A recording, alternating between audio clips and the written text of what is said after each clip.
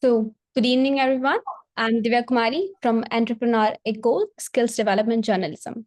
I'm delighted to welcome you all today in EESD Journalism webinar titled Master the Art of Writing Lessons from the Bestseller Author. We are honored to have an extraordinary speaker with us, Sir Hawkins, a bestseller co-author, a LinkedIn top voice 5 times over, a renowned expert in healing and therapy since 1983. So Hawkins is also a certified healer and a specialist in child welfare, bringing a wealth of knowledge and experience in our session today. Our goal for this webinar is to equip you with the advanced writing techniques, help you understand the elements of impactful storytelling, and provide valuable insights into the world of professional and publishing. So Hawkins' unique blend of expertise and experience will guide us through these critical aspects of writing, offering lessons that will undoubtedly enhance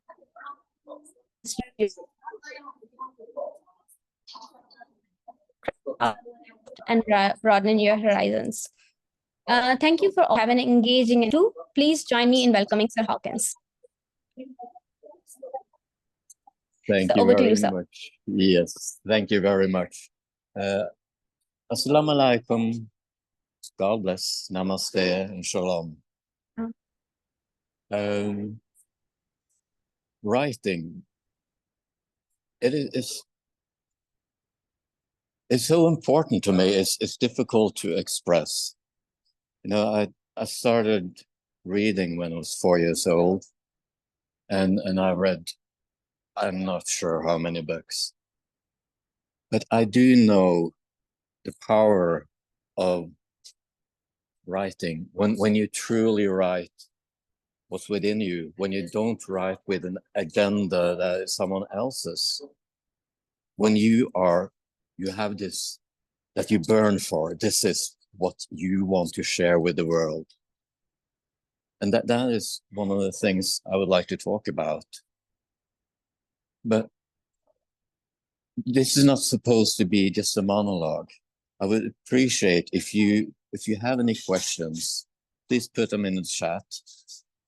We can have a Q&A towards the end, but so I hope I can get some help from you, Divya, to see how much time is left and everything. Thank you. I'll do that. Great. Yeah. There's a lot of advice when it comes to writing. You know, we talk about show, don't tell.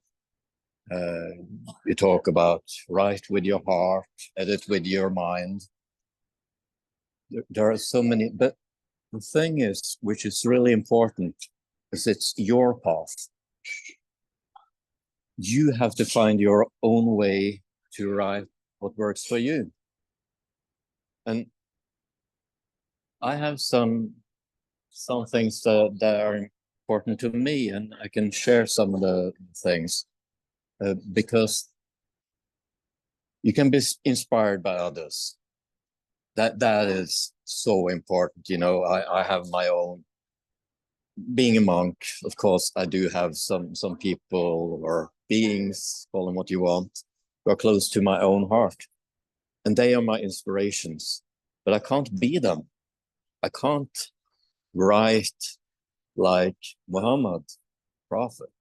I have to be myself, be authentic. Sure. So, and one of the things is to create a sacred space. When you're writing, especially when you're starting off, you have to create your own sacred space. And that is something you can do in many ways. It can be that you have like a ritual that every time you sit down to write, you have to have a glass of water, for instance, or a cup of tea, or you have to be in a special place. And that sets you into tune with what you're about to do. Or it can be as simple as putting on a special piece of clothing. Doesn't matter, you have to find it yourself. And then also another thing that I found is essential is to find what tool works for you. Because I've noticed that when I sit down on my iPad and I write something, then I have a different tone than I do when I write in a book. There is something about the connection between your brain, your hand, the touch of the paper, having a good pen. That is really, really, really important. And then also to have a backup. And I would really, really, really, really advise you to, if you're used to always sitting down at the computer or whatever, sit down, have a special book that's just for you, and write every day. Every day. And I don't care if you write one sentence or if you write half the book. That's not the point. Every day, sit down. And when you finish writing, turn the page and don't look back. Don't edit. No, that is the killer, is when you sit down and you write, and then you remember, oh, I forgot, I should have made that point up there. And I should have, I made a typo. I gotta fix the typo first. And you go back. And then you go down again. And you lost your thread. Editing is a separate process from writing. So, but it's for me, it's so often I like to wait until the next day before I read something that I've written, because then I'm in a different state of mind. And you know, I have my editor, Lonnie, for this project that you see up above here, Rattle Awake series. So she can help me out. But the most important editing is you got to do it yourself. And that is true whether you work with a newspaper editor, if you only have the desk to relate to, if you're a freelancer who's going to send in articles, doesn't really matter. You are your own most important editor. You are the only one who knows the thoughts behind the words they put down on paper. You are the only one who knows how do you define your words. Especially when I'm talking in a diverse group such as this, you come with a lot of background. You have lived your life. You know, if you say a word, let's say the word gold. If you say that word, you connect this with something special. Gold for you could be that you own a gold bar. Might be. I'm sure no, I don't. But you may own a ring that is a memory for you of one of your ancestors, your grandma, grandpa, mother, father, someone further back. You have so many connections with your words. And you, as the unique human being that are you, you're the only one who knows your connection with these words.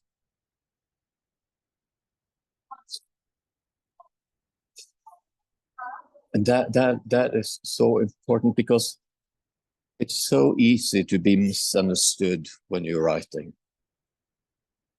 You know, we use what they call tribal language. For instance, if I write an article that's supposed to go to a therapist or psychologist, then I use a totally different language.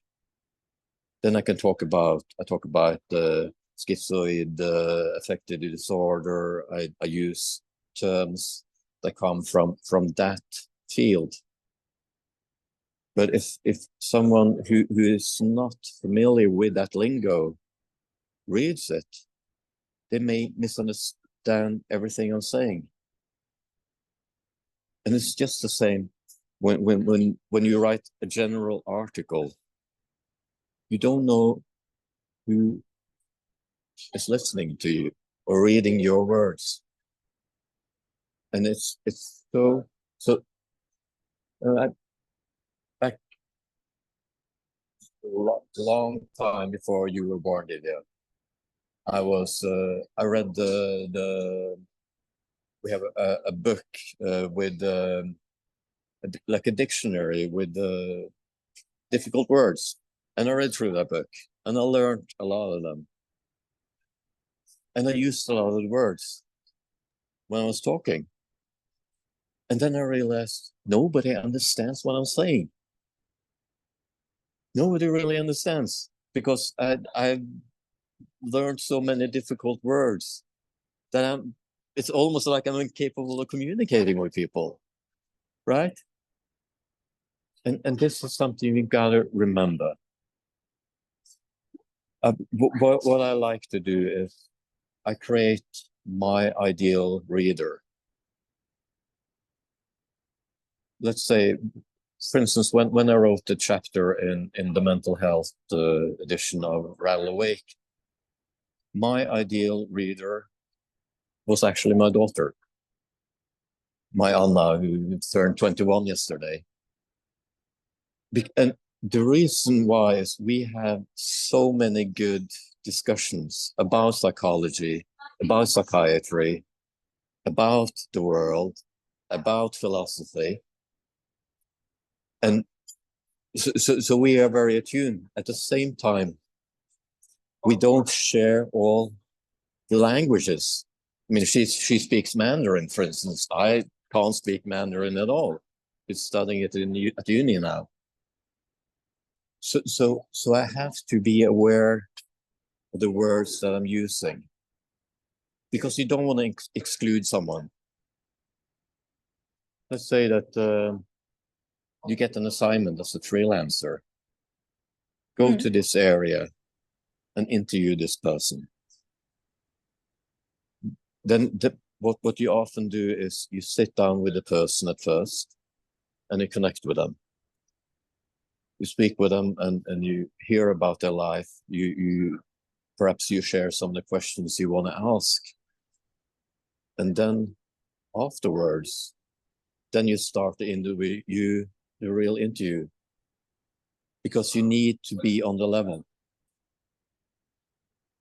Because and this is so important when it comes to journalism, because you will speak with people, you will connect with people, and you're not supposed to share your story. You're supposed to talk with them. Their story. And you have to have just the same when you're writing a solo piece or when you're collaborating with someone.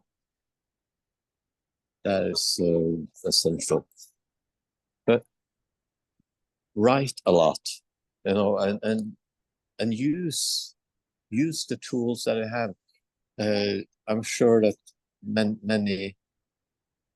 I know that there are many writers who are concerned about the ChatGPT and everything, and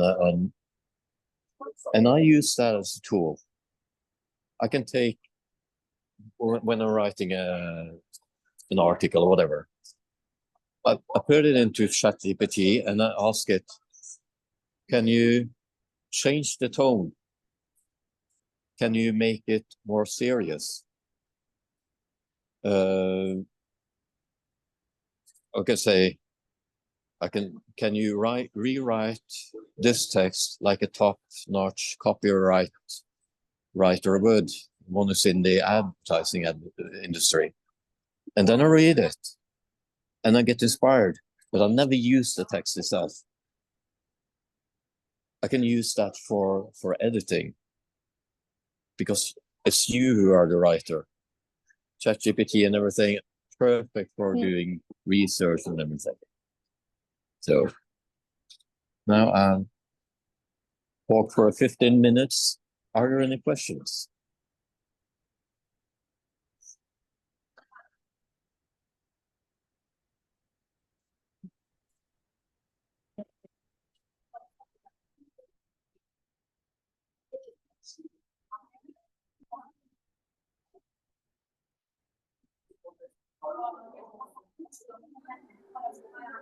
Yes, Shukriya. Yes. Okay. Hello, Well, everyone. Hope you're doing great. Actually, I'm sorry because I cannot turn on my video because we don't have electricity here. My question is, um, actually, you have told something about ChatGPT or AI. So, when you write something, is it okay to use ChatGPT or AI for editing? I'm not sure if I quite caught your question, Shukriya. Could you repeat again, Shukriya, Okay, let bitte? me. Okay. Actually, my question is that when we are writing something or maybe an article or a story, is it okay to use ChatGPT or AI for editing our piece of work or not? Of course, ChatGPT is a perfect tool. It's awesome for doing research. It's wonderful to summarize. If you need to use some, let's say that you're doing a scientific article, and then you often you think you have to read through 10,000 published studies. Okay, you can use ChatGPT and to summarize much of what it says, because you are not, when you're working, you not planning to give doctorates to your readers. You want to give them the general. So and also if you, let's say that you're gonna write an article in English and your language isn't English, use it for translation. But you have to edit what it does, because the various AIs, they make mistakes, and some of the mistakes are quite serious. So that's even when you're doing translation, you have to check it. I see. Thank you. You're welcome.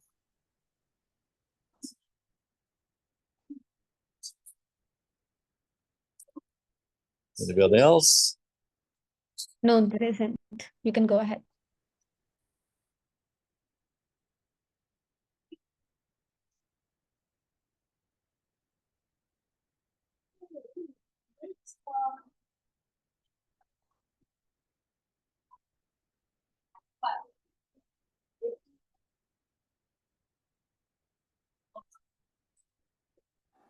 Yes, Atifa.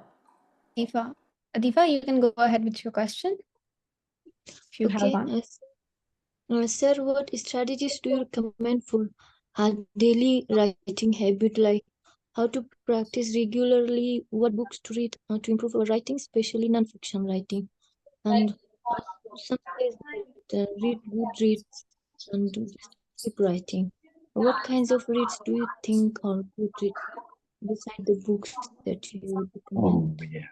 Well, I have some favorite books on writing. On writing by Stephen King is one of the really the best ones I've read. You can also, if you look for this one of my ancestors, actually, her name is Brenda Ueland. You can type that in the chat.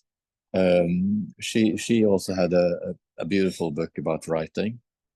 But what you should read something that challenges you, that makes you question things, because one of the most important characteristics a journalist can have, or anybody who's a writer, is curiosity. So to dare to read, you should read what you love, of course, but also to read books that perhaps you have to struggle through the first 20 pages.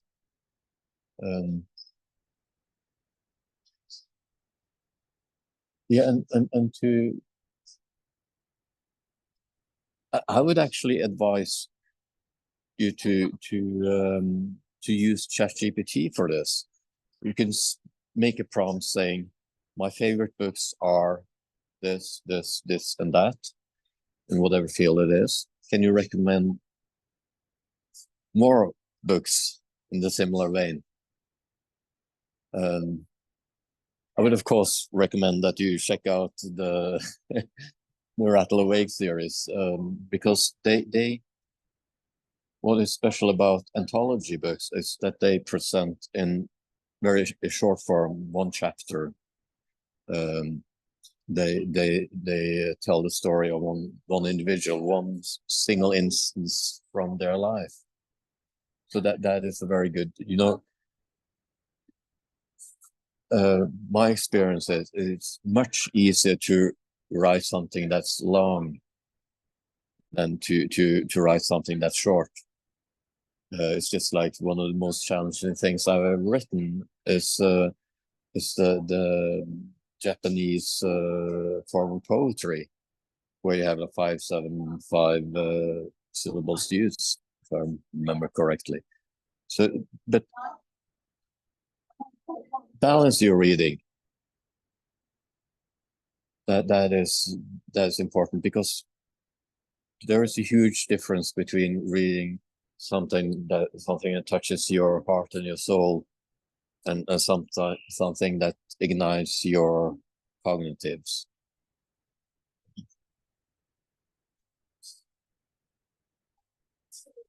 This is my ancestor. You can Google her if you wish.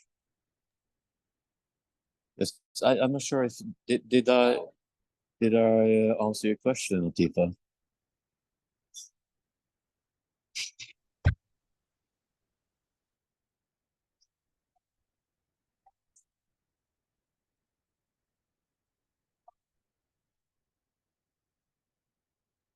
There must be some issue with her mic.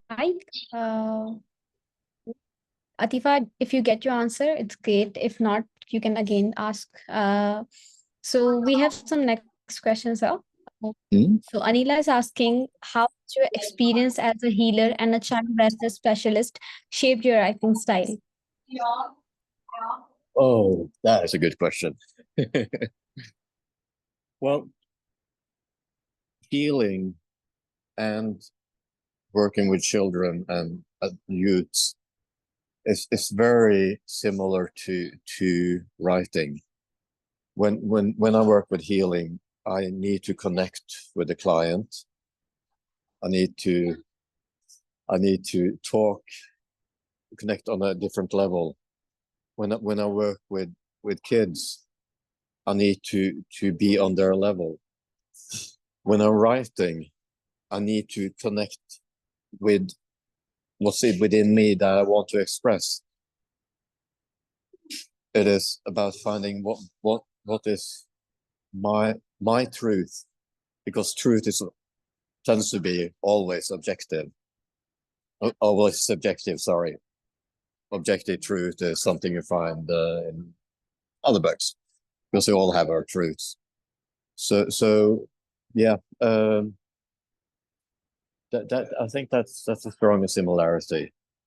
That when I'm writing, I need to go inwards and find what is the best way. I need to connect with myself. What is the best way for me to say what I want to say in order to connect with the readers?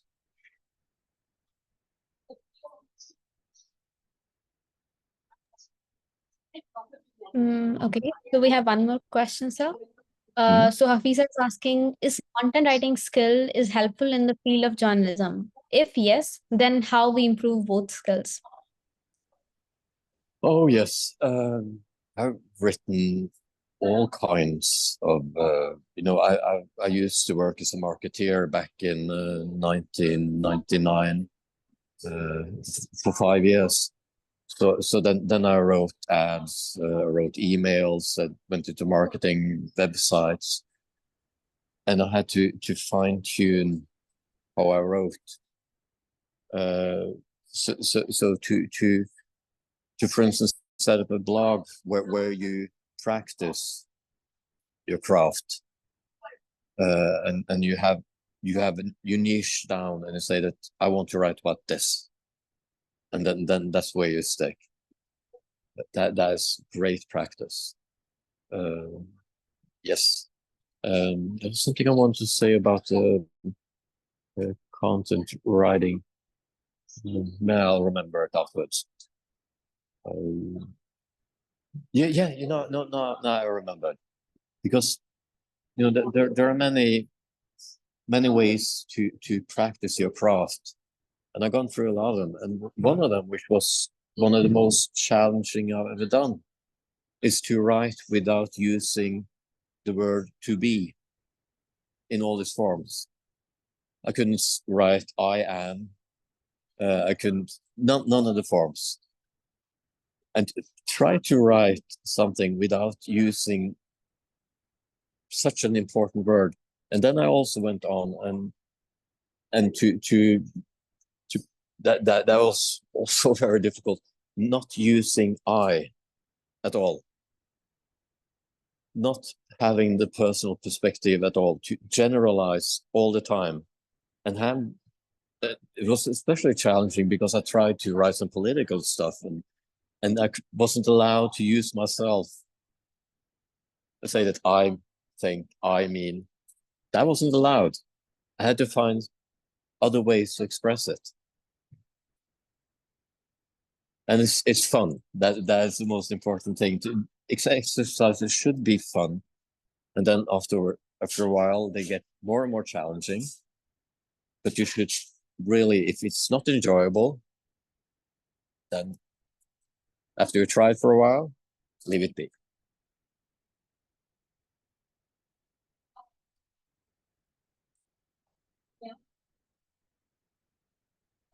Okay, so I have two questions. First is that how did you like overcome your fear of like speaking out? For example, like, I do write at times, but whenever I'm trying to post it or something, then I just stop myself and I tell maybe it's not worth it. Maybe people will laugh at me. So like, how did you overcome? Like, did you start with something else rather than posting it publicly? Like maybe you talked to some people, they understood it. You felt like whatever you're saying, it's meaningful and they are understanding it. So then you go public, or like, what was your journey?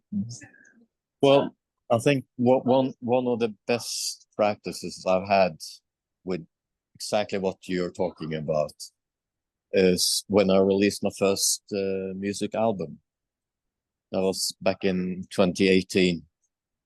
And I had songs that had been written over years. One of them was written in 1994, right when my first child was born. And I remember sitting there and, do I dare to press the button and send it off to Spotify and Apple Music and everything? Is there anybody at all who would care about my music? Will they ridicule it? Will they say that I'm just horrible musician? And then I just pressed it. You got to do it. You don't know the reactions until you've tested. Right? That's true. But of course, it depends on what you're talking about. If let's say that you have something that's really controversial, then it might be a good idea to test it out with a friend who has opinions that you respect. Someone you know won't just give you a slap and say that I don't want to talk about this. You are right. That is. It's very wise to especially because I like to provoke.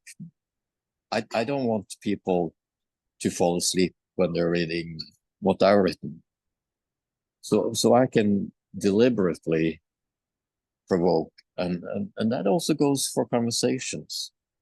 When I was in the States, I was told that you never talk about sex, politics, or money.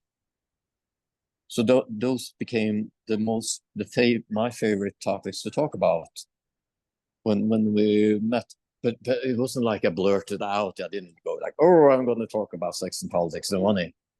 If it was appropriate, then I would like to touch on it. And that led to so many good talks. And to finish off my response to your question, if you show that you are vulnerable by sharing something that is important to you, the reaction you often get is vulnerability. People dare to open up.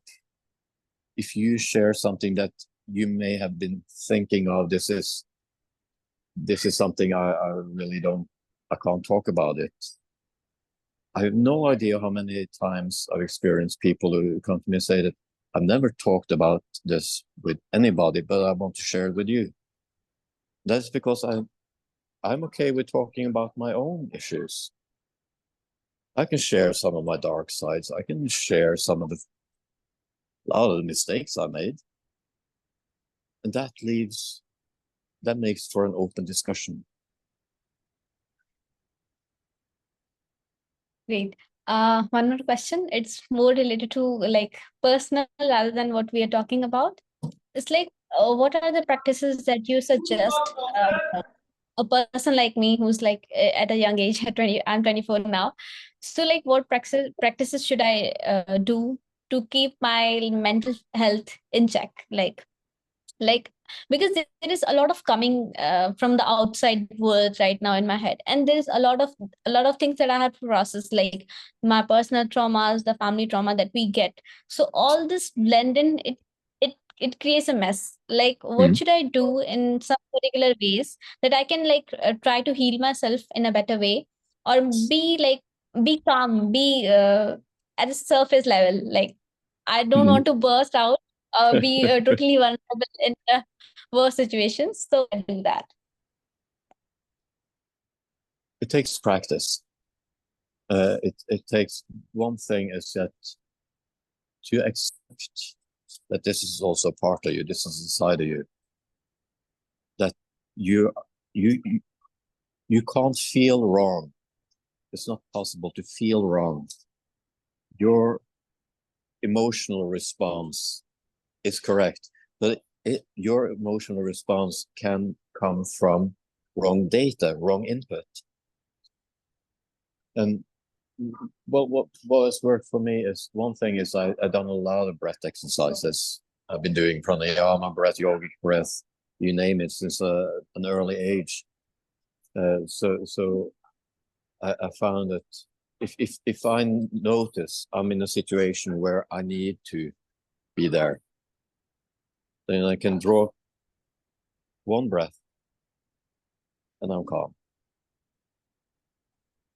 But that comes from, you can't train this in the situation where you are upset, where you want to burst out, where you want to say, oh, don't you, right? You have to do it outside of the situation. You have to imagine, think that, find something that truly upsets you. Go for a walk, for instance, and imagine this situation. And then take a breath and allow it to just wash out, just breathe out the darkness, the negativity, the trauma, call it whatever you want, and breathe light back in. And you'll feel,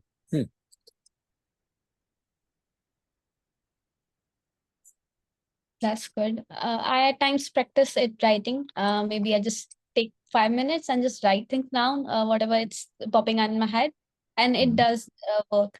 And of course, like I sit in a quiet place, like meditate for a while. It also works, but at times it does not. So yeah. No, so sorry to say it, Divya, but you're human. And we are not perfect. And perfection, what is that? Is it perfect to be a monk who sits in a cave in lotus position, eats rice, one rice, piece of rice every day, and meditate all the time? Is that perfection? with no emotional reaction to what's happening on the outside and the inside. I mean, because that is like I found in both older practices, ancient practices, but also newer ones. Anger, for instance, is considered something that, oh, you got to avoid anger. And I totally disagree. I think that anger, when you see something that's not okay, then you should react. You should respond.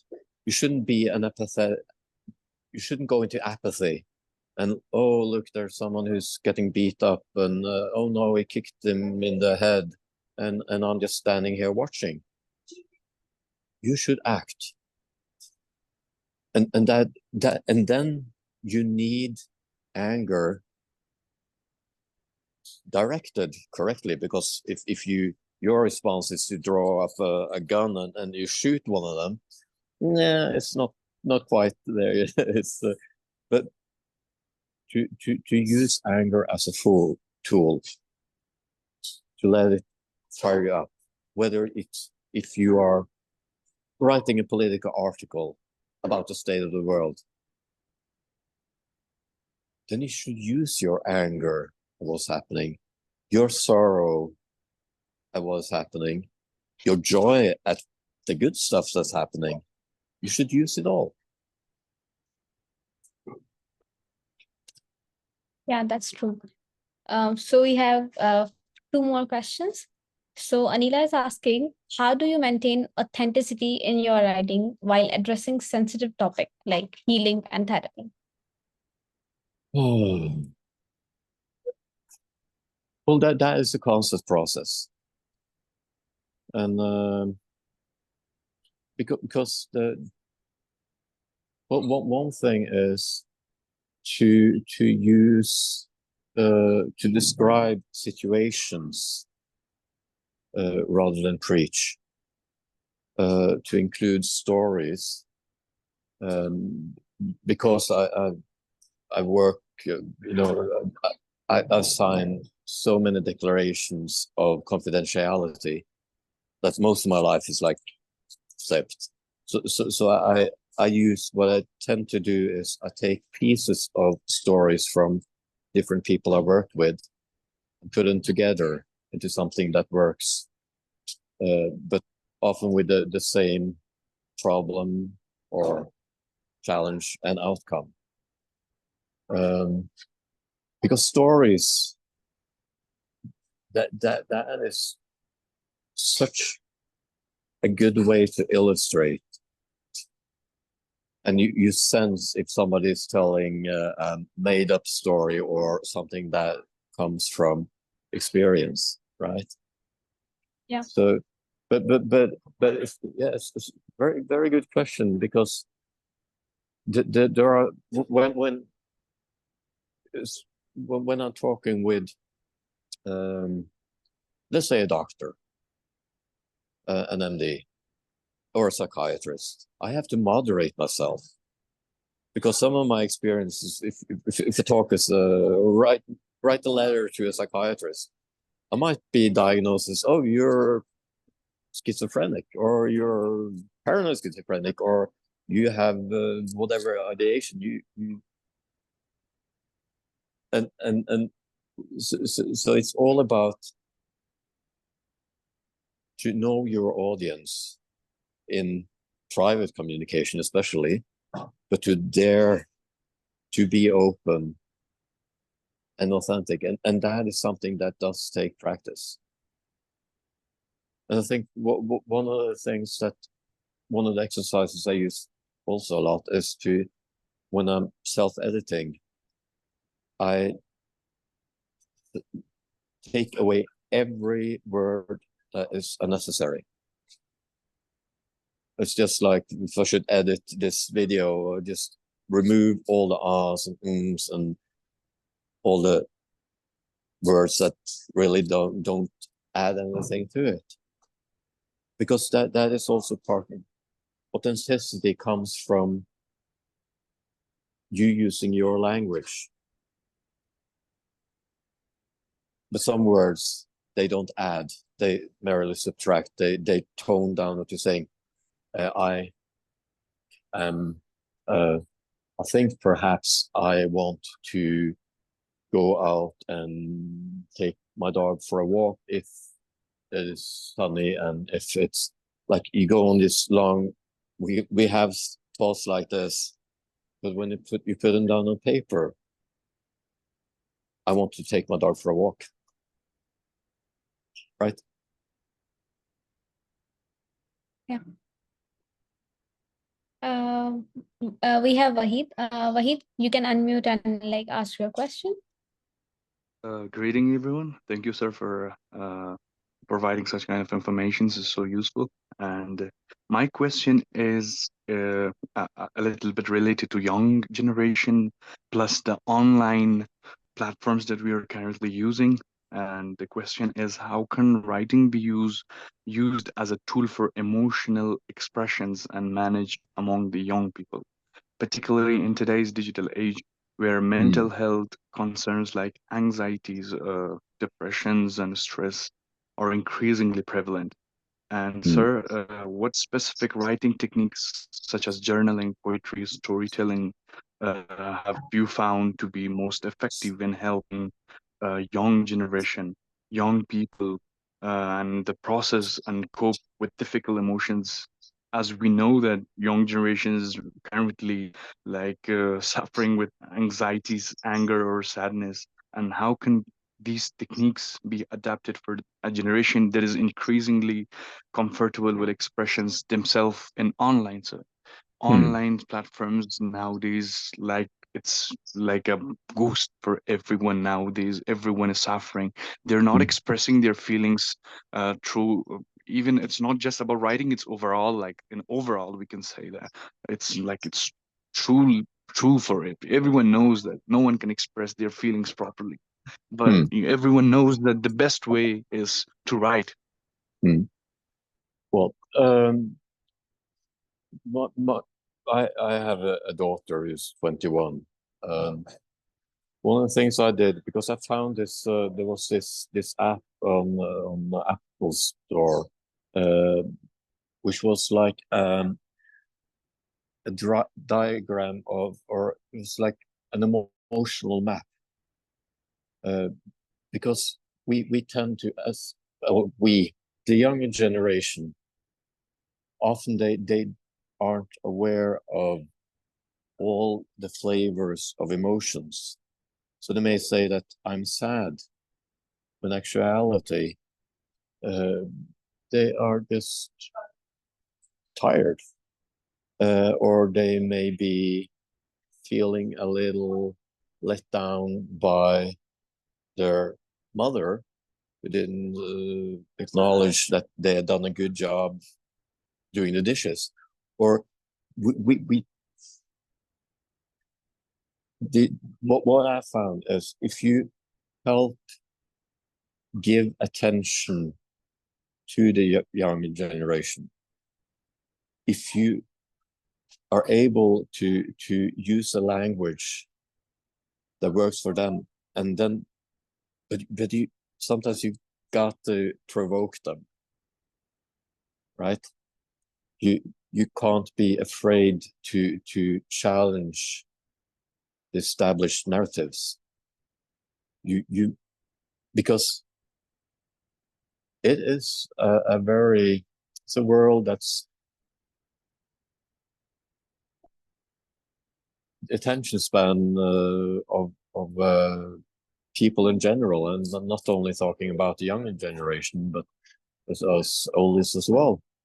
It's just shrinking all the time. So you got to grab their attention. I think that to see on Instagram, for instance, now, fortunately, it's going the other direction. See that a lot of people use short clips, short videos, and their long texts to help people to take a break and read through it. and also because it works better with the algorithm. But I think that when you're talking about writing for young people, then you should consider using various forms, using music, animation, combined with text, write song lyrics that people can relate to, find alternative ways. And then because mental health is a process. It's not as if somebody comes up to you and says, boom, you are healed. It doesn't work that way. It's a process. And people we all have our own process. So different people respond to different means. I don't know if that was a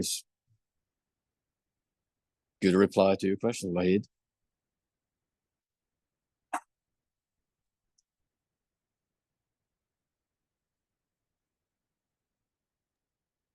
Sir, I think we have one last question from Okay. Ahmed. So, Yeah. his question is, how much ethics are important when it comes to commercial writing, like a sponsored story or a product marketing content?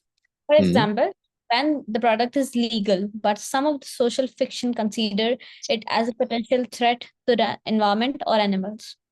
Well, that is up to you. I have been a salesman, worked in sales for quite a few years, and I've never wanted to sell something that I couldn't stand for. I've sold books and models, and I sold copy machines and different stuff. I've never wanted to. I would never have gone into gun sales or selling drugs that are not a benefit to people. So I think that my response is it varies with the individual. But I do believe that you should define your ethics early. Am I willing to, for instance, sell tobacco, be a copywriter for a tobacco company, or for someone who says that there are many things that where you have to define your own ethics. That's not something I can do for you, but you should use your own ethics as your measuring stone, measuring whatever. Don't use societies, because then you can't promote anything, right? You have to find what's right for you.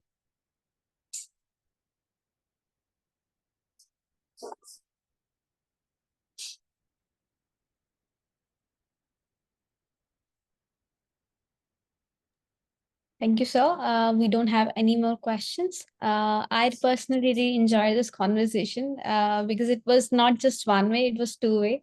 So everyone was keep asking quite different questions, and the way you answered, you kept it like more of an understandable thing rather than like talking at a higher level. I felt like I'm having a conversation with a person who is of my age.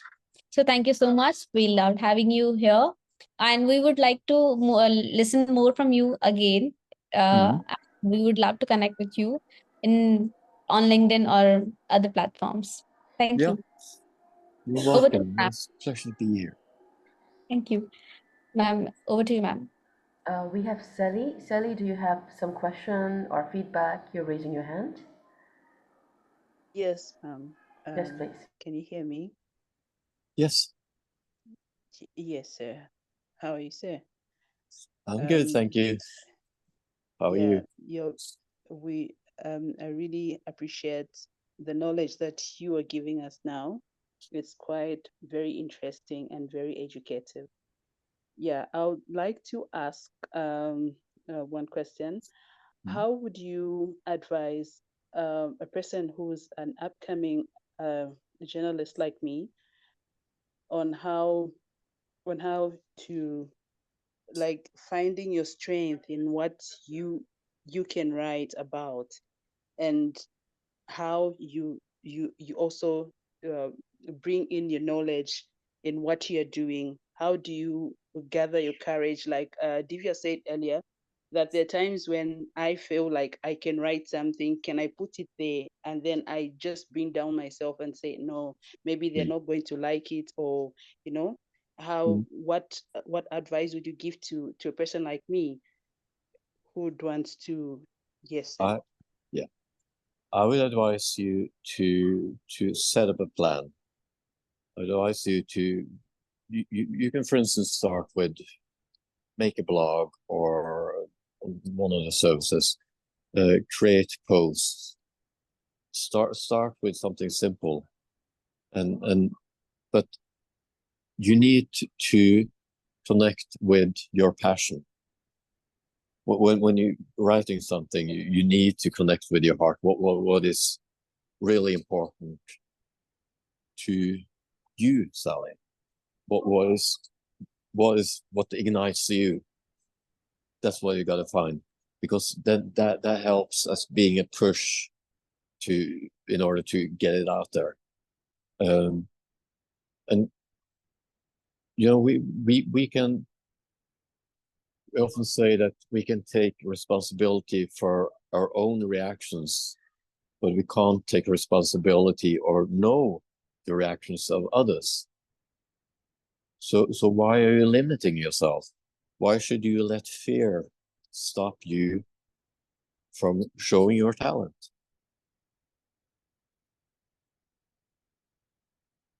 It's fear is the mind killer. So if you want to be a journalist, you have to just go out there and show yourself, because it's a tough business. It is, but it's possible because there are so many outlets. So there is room for everyone, and there's also room for you.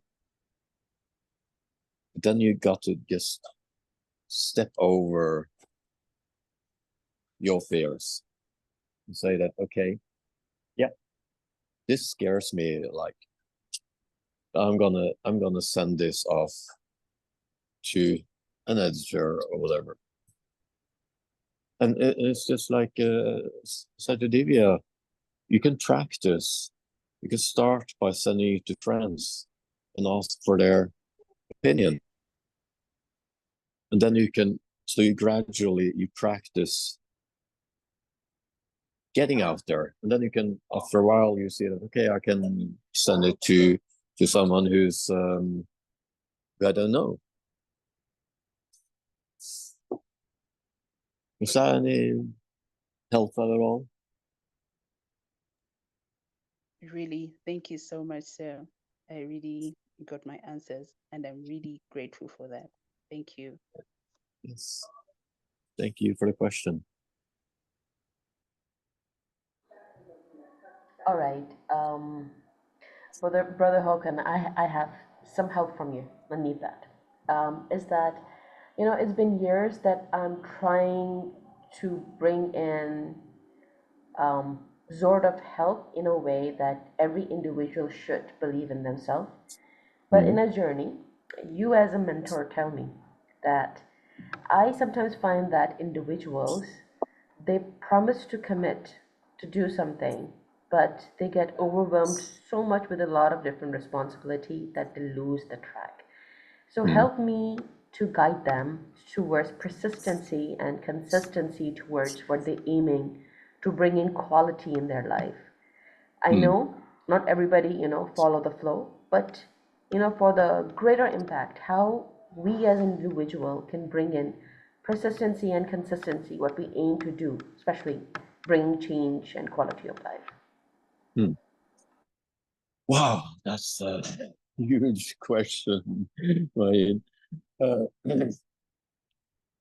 Accountability is you, and this really speak with a lot of experience from among places, LinkedIn.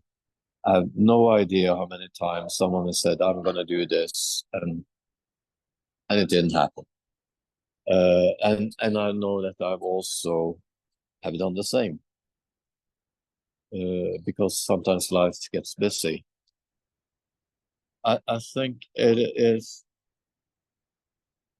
the most important thing is to really remember that you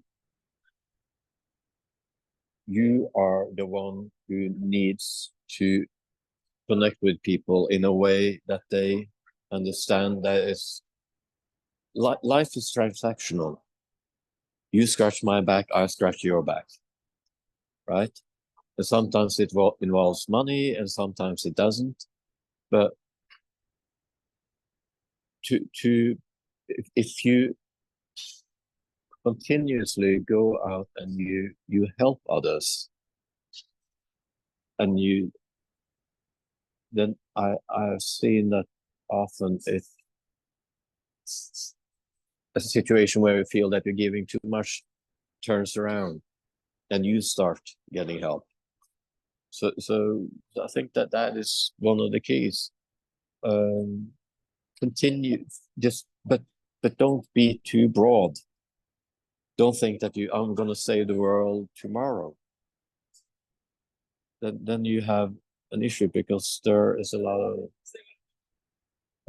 of stuff that needs to be fixed in the world. So we need to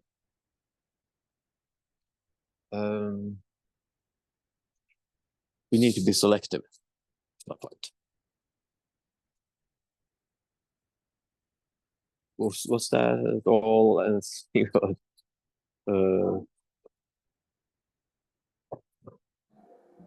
I needed this. Thank you. okay. Yeah. Thank you. You're welcome. That's lovely. And all right, so dear Håkon, we have taken a lot of time of yours. Thank you so much. We all Yep. would love to connect with you. I'm sure everybody would be connecting with you on LinkedIn for sure. And we would like to go through your recording one more time, and we will put our feedback, learning point to you so that you can check on us and remember Yeah. us. And Yeah. we would love that. So thank you Yeah. so much one more time. You're doing a lot, but taking out this time for us means a lot to us. Honestly, thank you so much. Thank Well, you. and there's a reason I came back. I truly appreciate the work that you're doing, and I also I'm very happy that I was asked. So thank you for that. Thank you so No, much. Means a lot. Thank you so much. Thank you. Thank you, everyone. Bye. Bye bye. Thank you, ma'am. Thank you.